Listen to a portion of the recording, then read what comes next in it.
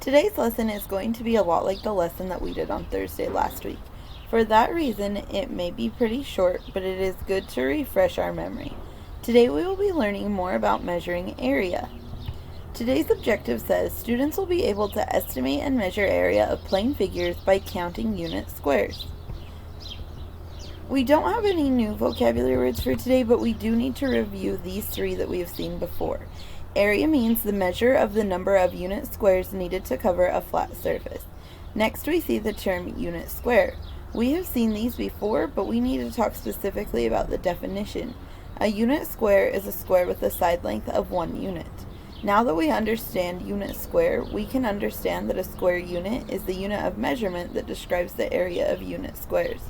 Remember, we see the term square unit abbreviated into a lowercase SQ and a lowercase UN. Okay, we are ready for our first example for the day. Remember, I said that today's lesson will go pretty fast. That is because the only difference between today and last week is that instead of only labeling the area with square units, today we will use a specific unit of measurement. That will make more sense as we keep going, but it really means that we will use units of measurement such as inches and centimeters. Let's look now at the first figure that we are given. The green units that we see in this figure represent centimeters. Let's find out the area of this figure while remembering that each unit square is 1 square centimeter.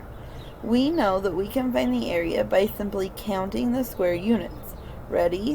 1, 2, 3, 4, 5, 6, 7, 8, 9, 10.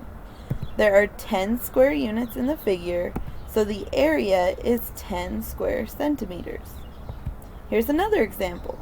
Remember that these green units are centimeters.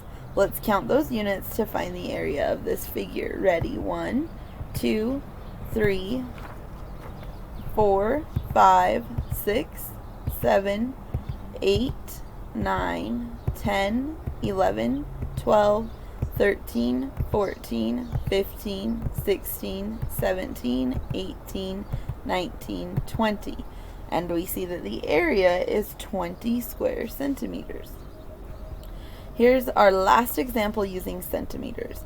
Let's count the square units so that we can find the area. Ready? 1, 2, 3, 4, 5, 6, 7, 8, 9, 10. So the area of this irregular figure is 10 square centimeters. Alright, we only have 2 more examples. These examples are going to ask us to use the same skill of counting to find area. The only difference is that the figures are going to use a different unit of measurement. Notice that the unit squares in this figure are blue and much bigger. That is because they represent square inches. So let's find the area. Remember, we do that by counting the square units. Ready? 1, 2, 3, 4, 5, 6, 7, 8. So the area of this figure is 8 square inches. Here's our last example for the day. We see that this figure also has the blue squares that represent square inches. Let's count to find the area. Ready? 1, 2, 3, 4, 5, 6. So the area is 6 square inches. You have done amazing. Today's learning check will go pretty quick, but remember to take your time and do your best work.